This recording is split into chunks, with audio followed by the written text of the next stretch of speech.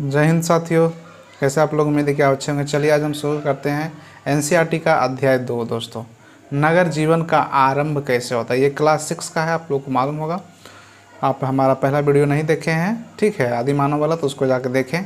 बड़ा ही जो देखिए एनसीईआरटी का जो पढ़ने में मज़ा है वो अभी कोई गाइड बुक पढ़ने में मज़ा नहीं आता है दोस्तों। गाइड बुक में अचानक कब क्या हो जाता है पता ही नहीं चलता है, ठीक है। तो इसमें जो है एकदम कहानी के अनुसार एकदम क्वेश्चन राय से इतना अच्छा पढ़ना, आप देखिए पढ़ के इसको एक बार, ठीक है। तो वो इतना आपको लगेगा ना कि लगेगा कि एकदम पढ़ते रहें, ठीक है। तो चलिए हम लोग शुरू करते हैं नगर जीवन का आरंभ।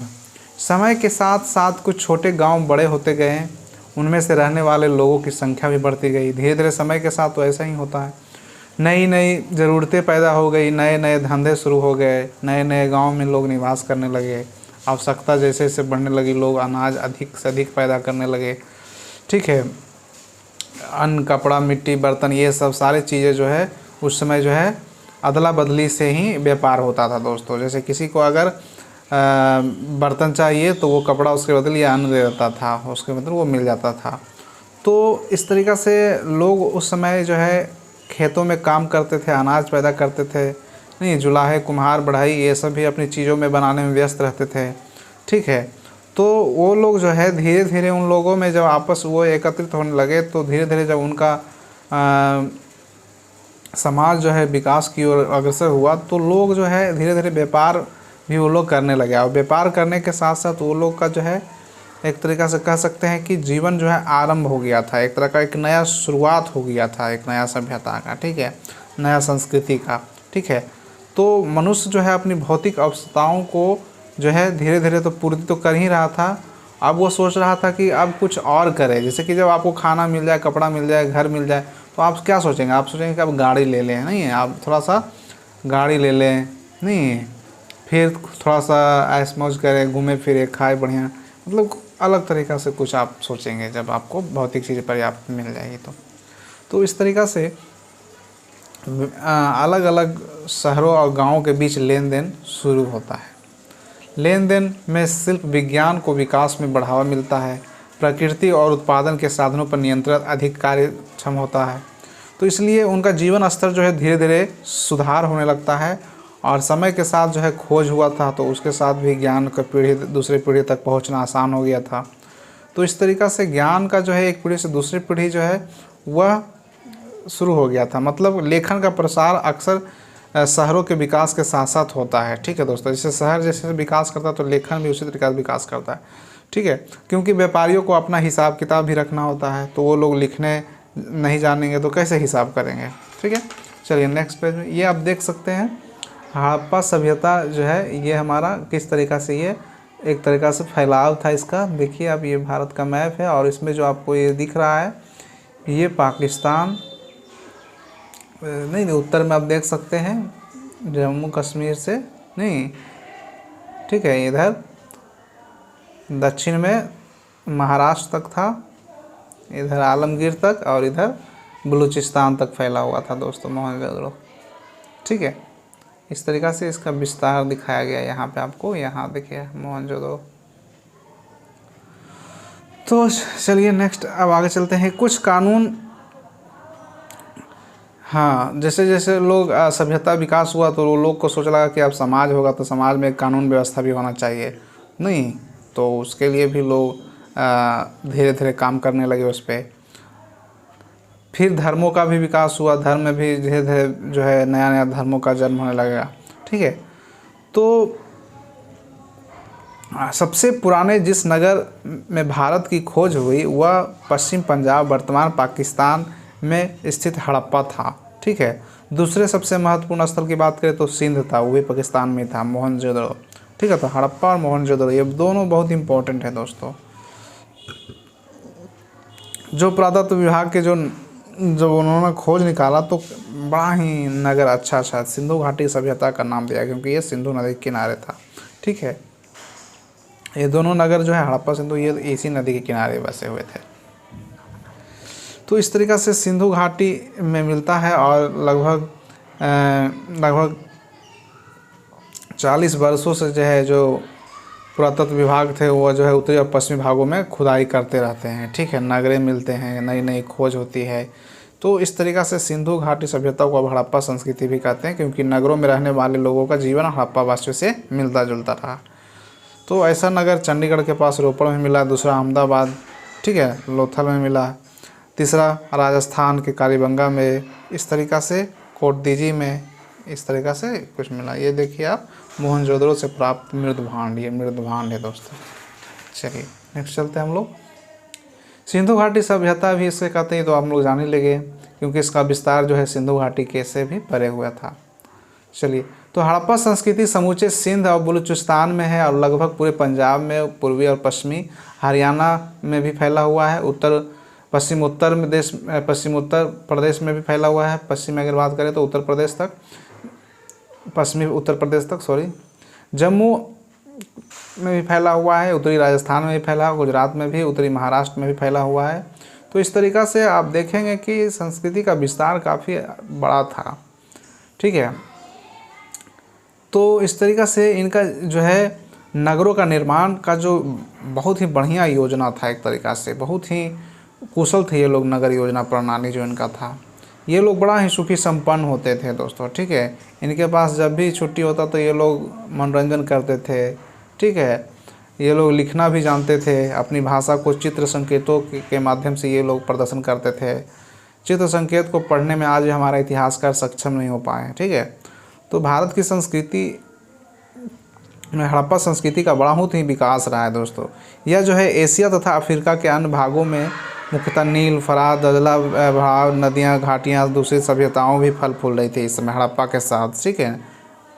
तो मेसोपोटामिया की सभ्यता, नील की, इराक की सभ्यता जो उसमें थी, ये सब जो है इससे व्यापार होता था। तो इसके अगर संस्कृति की बात की जाए तो लगभग 2500 ईसा पूर्व, यानी आज से लगभग 4500 वर्ष पूर्व हुआ था इसका विकास, ठीक है। इस समय मिस्र की पिरामिडों का भी निर्माण करवाने वाले प्राचीन जो राजाएं होते थे इसी समय आए थे। आज जो प्रदेश इराक के नाम से प्रसिद्ध है वह सुमेर की सभ्यता, सुमेरियन सभ्यता, ठीक है। ये भी उस समय व्यापार का केंद्र होता था। सुमेरी और हड़प्पा के बीच में व्यापार संबंध होते थे दोस्तों, भारत और उन दिनों में। अब चलते हैं बात परिवेश। परिवेश जो है यह किस तरीक़ा से था, ठीक है। उस समय का जलवायु नम था, आर्द्र था, ठीक है।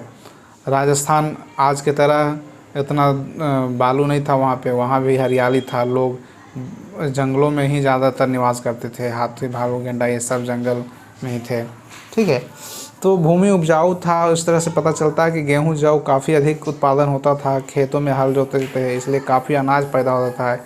इसलिए अनाज जो पैदा होता था वह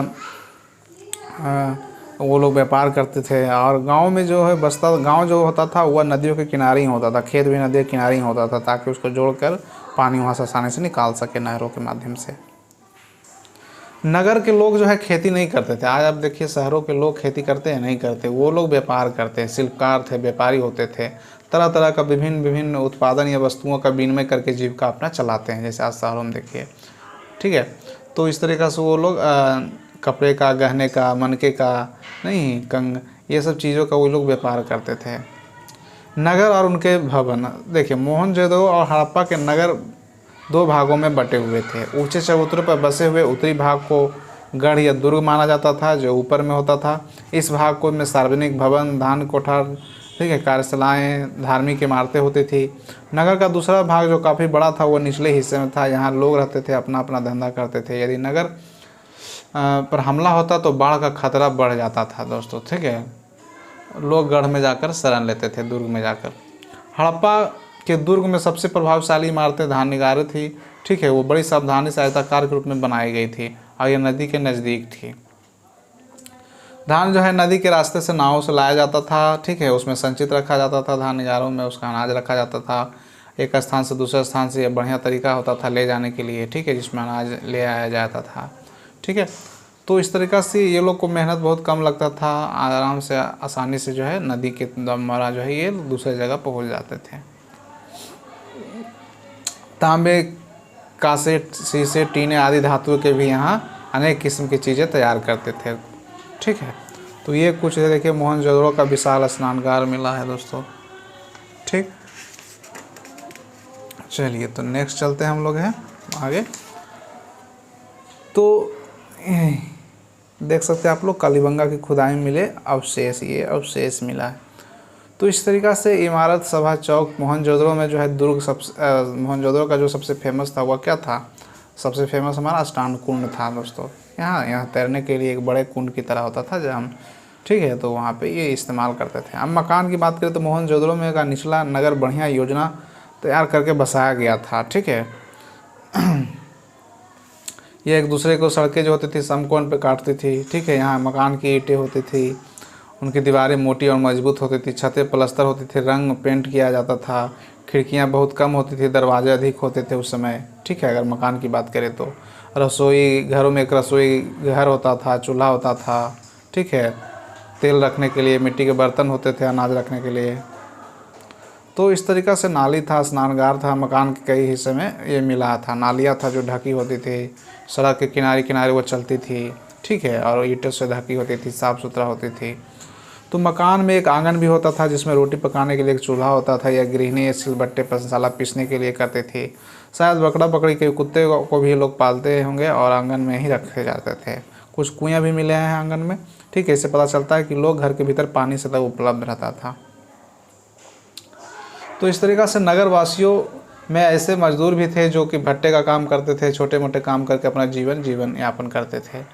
नगरों के में अगर खुदाई करके देखा गया तो पता चला कि वहाँ कम से कम 3 स्पष्ट सामाजिक वर्गों का अस्तित्व रहा होगा। एक वर्ग तो उन लोगों का था जो शासन करते होंगे, एक वर्ग भीतर रहते होंगे, दुर्ग के भीतर रहते थे, दूसरा वर्ग जो है धनी व्यापारियों का होगा, नहीं, जो निचले नगर में रहते थे, तीसरा वर्ग गरीब मजदूर का होगा जो नगरवासियों के इन वर्गों के अलावा आसपास के क्षेत्रों में भी रहते थे, ठीक है। तो किसानों के लिए लोग अनाज पैदा करते थे देहाती इलाकों में, और घूमने फिरने में पशुचारी, यही सब ये लोग करते होंगे।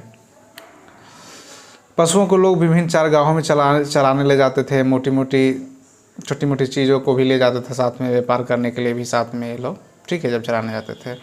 जनजीवन की बात की जाए तो उस समय के लोग जौ और गेहूं के जो चक्कियाँ उसे पीट कर आटे की रोटी पकाते थे और उन्हें बेहद पसंद भी थे। विशेषकर अनार और केले भी ये लोग खूब खाते थे, ठीक है। ये सब फल में वे लोग मछली और मांस भी खाते थे, हपक लोग, ठीक है। वस्त्र की बात करें तो ये लोग सूत से कपड़े का बुनना जानते थे, ठीक है। और बहुत सी स्त्रियां भी सूत काट लेती थी। स्त्रियां छोटा घाघरा पहनती थी, कमरबंद जो कसा होता था।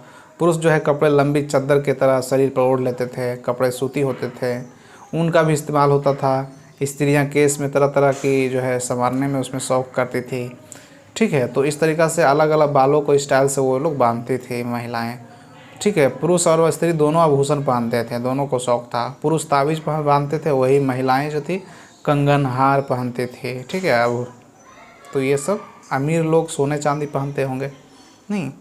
मनोरंजन और खिलौने, चलिए तो मनोरंजन का इनका अनुमान लगाया गया है कि मनोरंजन का जो साधन था बच्चों के खिलौने, जो आजकल इक्का गाड़ियाँ, नहीं, छोटी गाड़ियाँ, बैलगाड़ियाँ जो मिलती है उसी नकल होता था।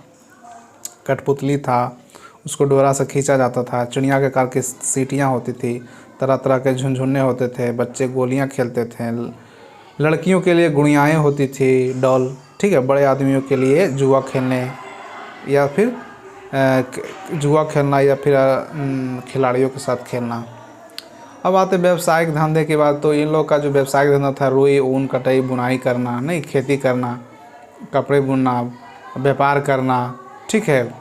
तो अलग अलग जो लोग थे उनका सबका व्यापार का अलग अलग था। कोई कुम्हार था तो मिट्टी का बर्तन बनाता था, ठीक है।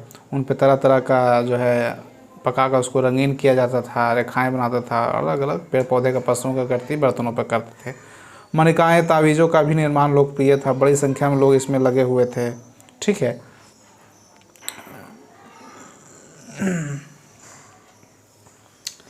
तो इस तरीक़ा से लोग जो है मछली फंसाने के लिए कांटे उस तरह का भी धातु का इस्तेमाल करते थे। ये लोग मिट्टी के बर्तन से मिलते जुलते थे। तो मोहनजोदड़ो एक बड़ी संख्या में चीज़ों मिली है जिसमें मिट्टी या पत्थर के बनी हुई चपटिया का आयताकार मुहरें उल्लेखनीय है। मुहर की तरह एक साड़ का वृक्ष या किसी दृश्य आकृति है। आकृति के ऊपर चित्र संकेत है। हड़प्पा संस्कृति के इन चित्रों संकेतों की लिपि के रूप में इस्तेमाल करते थे वो लोग, ठीक है। चलिए अब बात करते हैं व्यापार। व्यापार जो है उन लोगों का जो है सुमेर और फारस की खाड़ी से तटवर्ती जो इलाका था उनसे हड़प्पा संस्कृति का जो है व्यापार संबंध थे।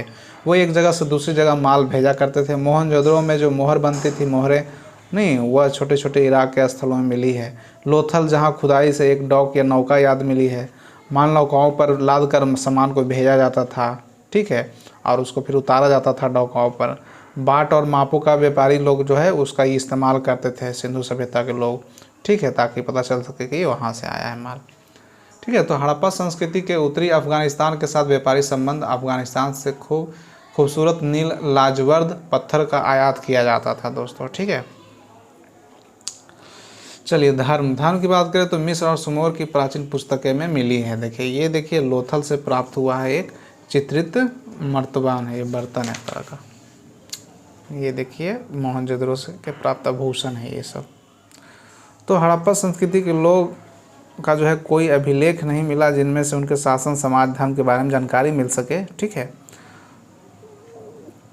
तो हम उनके बारे में केवल अनुमान ही लगा सकते हैं। वो लोग मातृ देवी की मूर्तियाँ मिली थी तो लोग शायद उनकी पूजा करते होंगे।